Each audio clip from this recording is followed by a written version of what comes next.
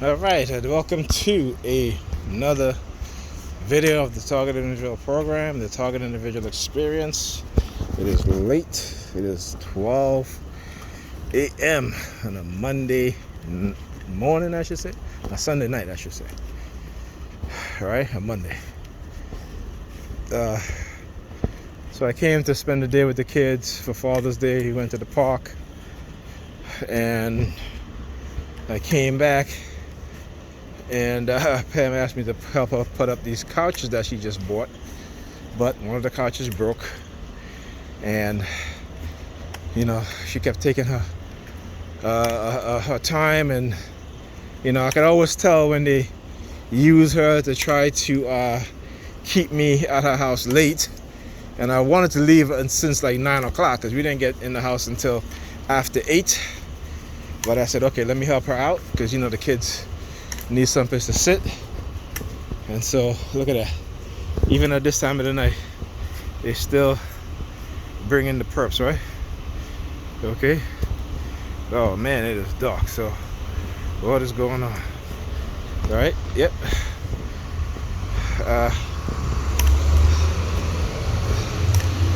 Yeah, so anyway, when we got back from the park, like I said, she asked me to help her put up the couch, and I really didn't want to because I'm not about to strain my back for her.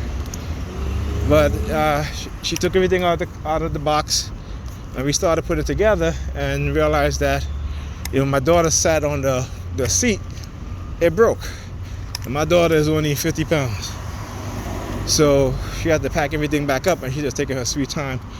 All this time they were M80s going off outside. Okay, so from the time I got there earlier today, there was no fireworks, but the later I was there, the fireworks keep going on. The M80s again, they try to use that as some subliminal threats, and one of the threats they started doing, that's why every time she sees me now, she's like looking down at her feet, okay, is to use the crazy theme whenever I guess I come visit the kids. From now on, I'm at her house, so we basically try to stay out of each other way, so yeah, so that is what they were doing. I guess they're trying to tell me that, because she was like, when I came yesterday, she was like, if your back was hurting, you should have stayed home. I said, yeah, but you know what, it's my weekend for the kids, so I do want to see them. So one of the things that they try to do, like I said, if you're here with children, they'll try to make you look like you're a bad father, right? And not have you in your children's life, because that is what they do. Remember I said that every time you try to, whatever positive you try to do, they will try to negate that and put it in the not true category, right? I talked about that. It is a pattern, psychological conditioning that they do in order, or what is called dark psychology. So because again, they want you, the narrative that they try to convince the public of believing that you are, is a narrative that they put forth, and they will manipulate you into being that which is being said about you. And again, there's nothing positive, it's only negative. So you got to understand that. So hence the reason why, like I said, every time like today, specifically today, every time she walks into the living room, or we're fixing, we're just trying to put the cars together, she keep looking down at her feet, her toes. And I talked about that, and what that means is it's the crazy theme, right? Because in the mental facility, you don't wear shoes. Most people there are barefooted. So this is why they do that. This is why they do what they do. All right. Now, how do I know that? Because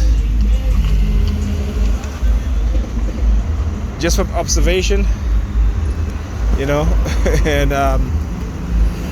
And again, because it doesn't make any sense why they would do it, right? So whenever, particularly if they have no shoes on, they keep looking down at their feet for so long, which is like, wow, you know, which is like, why do you need to look down at your feet so much? Look again over there, right?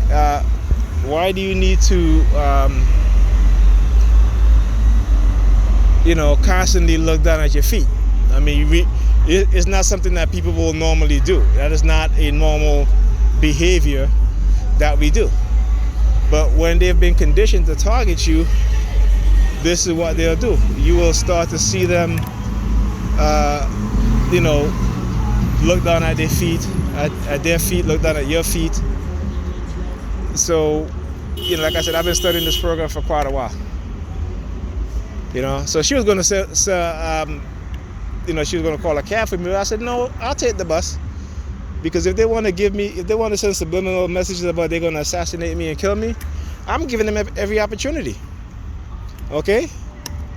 It is after 12 o'clock. I'm outside and I'm waiting for the bus. So if they want to assassinate me, then go ahead. You know?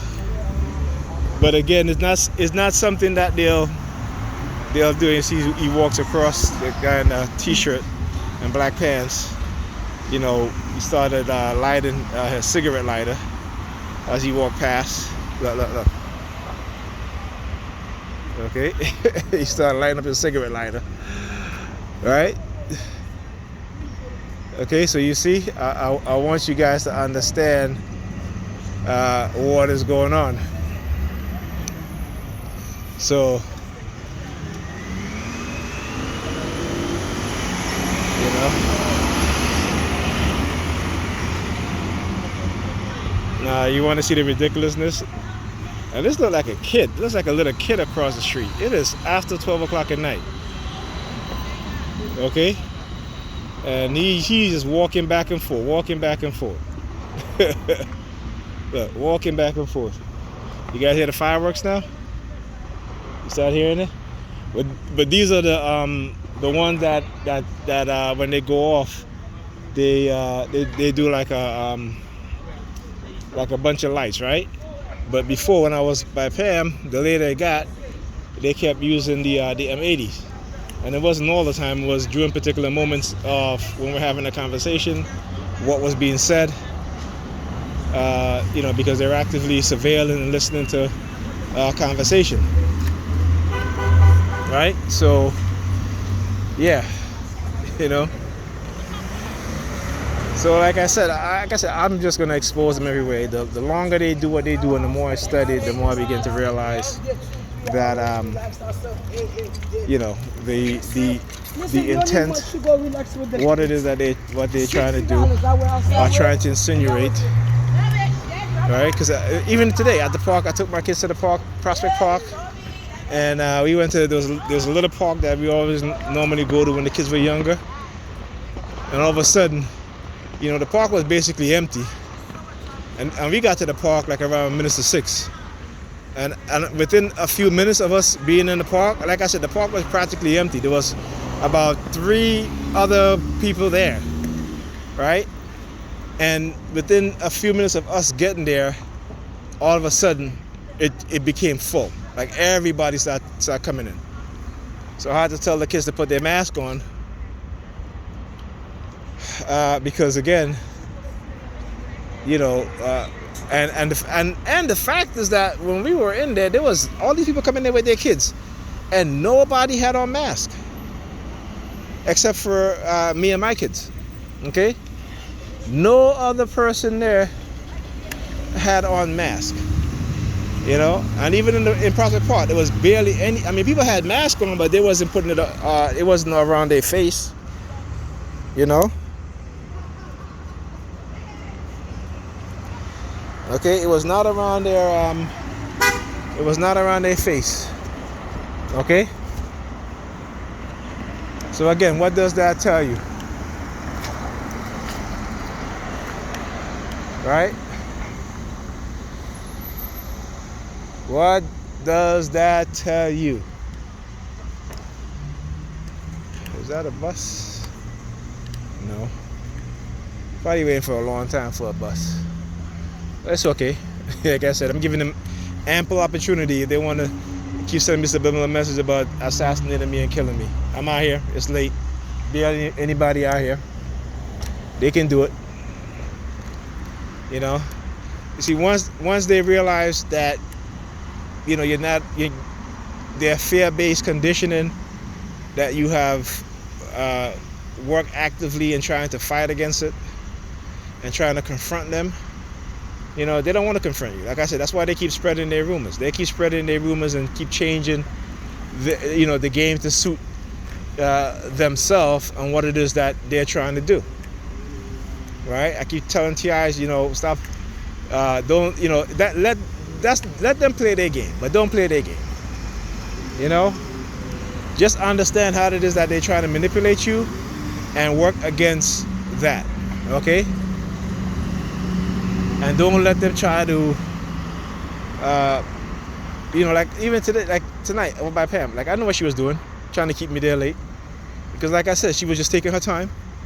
You know, as the later it got, right? Then she started doing the hand signals and stuff like that. You know? And, you know, so I started doing the hand signals back to her, and then she stopped. You know? And then there was at one point where she was in the kitchen, and me and the kids were in the living room. We were watching a movie. This was earlier before we went to the park. And then there was a police siren that came, that just, you know, like whoop whoop. And literally she came out of the kitchen, walked into not into the living room, but in the entrance to the living room, turned around and walked back. Okay? So, all right, so, you know, like I said, they're always going to be working against you. Okay, so you got to understand that. And again, this is a destructive cult. We have to understand that also. When you're in this program, they put you in this program, and particularly when you're outspoken about it and you're fighting against it, you're not letting them manipulate you anymore, because you understand and realize what's happening to you. You know, they will spread all kind of rumors and do all kind of stuff to you. Okay, so you got to understand that. All right. So we must realize what is going on and actively fight to expose it and to fight against their indoctrination. Particularly even today when I woke up at my house, when I woke up and they were trying to, you know, first of all, no one was targeting me, right? They were trying to do what is called positive reinforcement.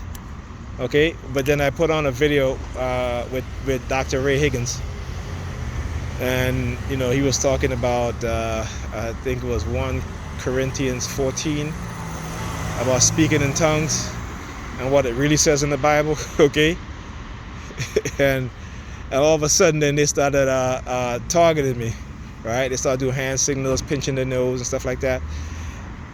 You know, you guys should listen to Jillian McKinney, who did an interview. I forgot the I think it was like Free World Press, something like that. And she was being interviewed, and she said that a lot of, because Jillian McKinney, she worked for the U.S. Army. She also worked for the NSA. She was an NSA analyst. And she said that, you know, it's easy for them to get religious people involved, or those who are in the religious in the religion sector, right? Or religious, you know, cults or what have you. Those who belong to, you know, religious beliefs, that it's very easy for them to recruit them, right? Because again, you know, those are the most easily manipulated people. Okay. And so this is the reason why you see a lot of older people targeting you. If you're a TI, you'll see a lot of older people targeting you. And because a lot of these older people are more religious, as well as the young ones and you know, middle age, what have you, young adults, teenagers. because again, it is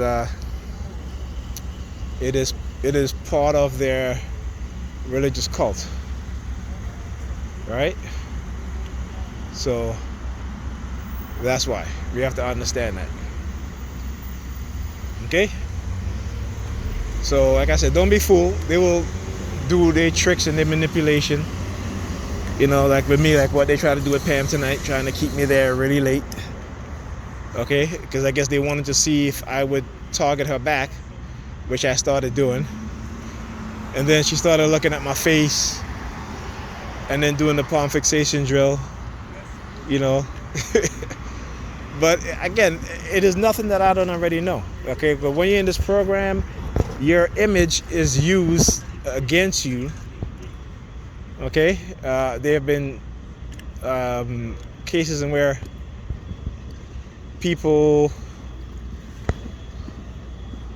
have been given new identities because of what has been done to them, and they actually have to move. But I'm not moving anywhere, and I don't care if they plaster my face wherever, however, whoever. That is okay, because guess what? I still come out my house, though they may try to keep me inside, you know, try to isolate me. I still take walks to the park, which I started doing, because again, they are trying to isolate me into not coming out the house. So, you know, it's a whole bunch of stuff, you know. Even earlier today, and my daughter was like, I said we'll go to Prospect Park, and my daughter was like, no, let's go to the big yard, which is they have a basketball court and a little play section next to her school. You know, the schoolyard is closed. So when we were walking there, they kept looking at my daughter. You know, so I guess trying to tell me that, yeah, they use the technology on her to influence her into going to the, you know, the idea of going to the big yard, okay? And so I said, okay, fine. And like I said, on our way there, they kept looking at her, but you know, I wasn't paying them any money. And but it was crowded, so we decided to get on the bus.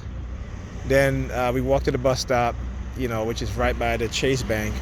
And all of a sudden, they started looking at the Chase Bank, looking at me. And then my son was like, Daddy, I'm thirsty. Now, before we walked to the yard, I said to the kids, I said, are you guys thirsty? Do you want to get something to drink? They were like, no, we're not thirsty, we're okay.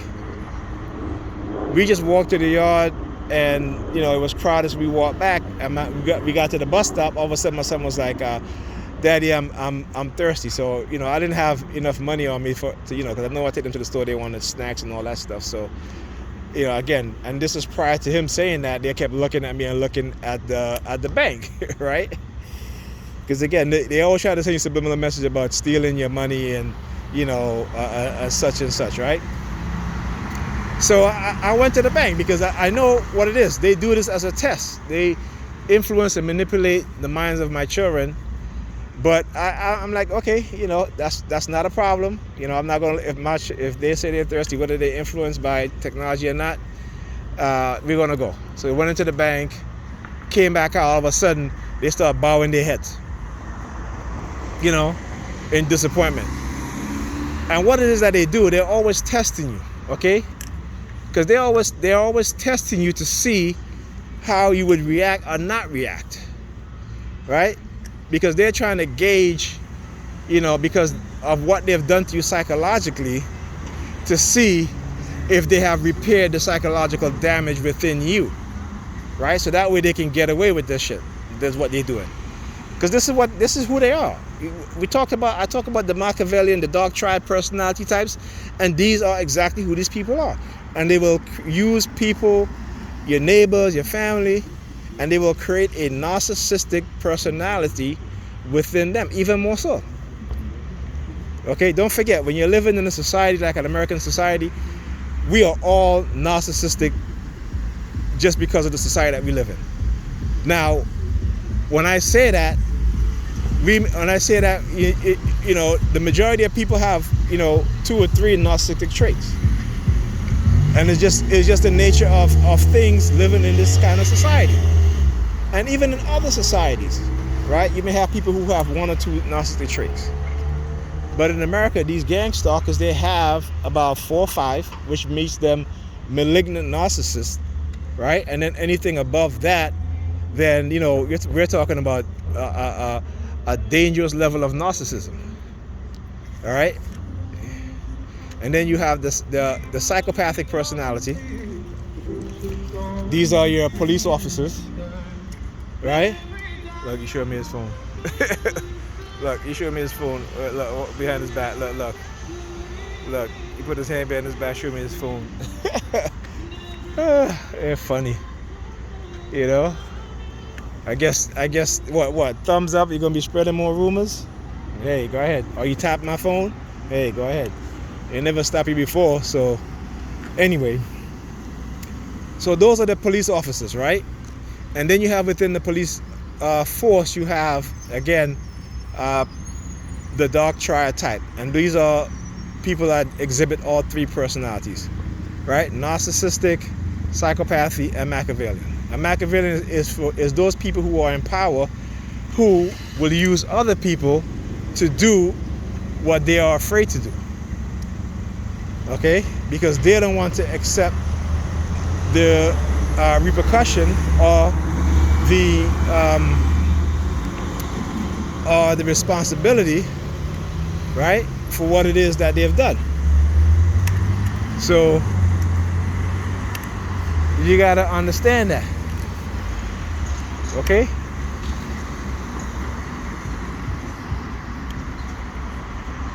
Right? So I told Pam today, I said, okay, now that I've done everything that you wanted me to do, and I help you out with the conscience situation like that, now you're rushing me out the house, right? Which is fine.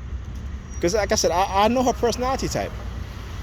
And like I said, she would never do anything if it wasn't for, if it doesn't, you know, put it like this, if she would never do anything for me personally, if she's not benefiting from it in some way. Right? And again, that's not 100% of the time, okay? But I would say that's the majority of the time. Right? And when it's the majority of the time, then it just shows you that, you know, that person don't really care about you or never really cared about you. Right? Because the little things that they may do, or even if they do something that's, let's say, not even that little, you know, but it's going to be to their benefit. They're going to get some benefit out of it. Right? So it's never for you. Maybe it's your birthday, yeah, you know, special holidays, Christmas, yeah. But other than that, you know, like I said, it's not all the time. You know, she's not 100% like that. But I would say the majority of the time, it seems. And, you know, she is who she is, and she's going to be that way, you know. But the thing about it is that when you tell people who have a certain personality type to just be themselves and be who they are, that's not a good thing. You don't want to tell a serial killer to be themselves and be who they are. You don't want to tell a malignant narcissist to be themselves and be who they are. You know, you don't want a person who have a history of aggression, right? You know, to be who they are. Right? You don't want to be a person who is engaged in criminality tell them to be who they are. So when we say things like that to people, we have to be very careful. Okay, you gotta add a disclaimer, meaning that, you know, be who you are, as long as you're not hurting anybody, as long as you're not using anybody in negative ways, stuff like that. You gotta add these things in there, because some people with certain personality type is just going to roll with it, and you know, they're going to be who they are, right? And when they do that, you'll see how destructive they are, and how destructive they are to the people around them, right? Even their own children. Okay, so we got to understand that. So when people say, "Oh, be who you are," you got to be careful. You need to be careful. I would never tell somebody be who they are like I said, unless I'm adding a disclaimer. And because, And this is what we don't do. We love to tell people to do certain things, but we don't tell them that, oh, you know, as long as you're not hurting anybody, as long as you're not hurting yourself in any negative way, as long as you're not doing anything negative and stuff like that, that will impact, you know, you or anybody else or people around you. You need to add that, because like I said, some personality type is going to roll with it and they're going to be themselves, and sometimes their self can be very destructive, their personality. So we have to understand that, okay? We have to. So yeah.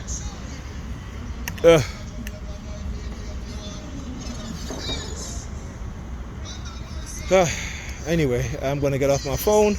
My bus is coming, and I think I've done enough talking.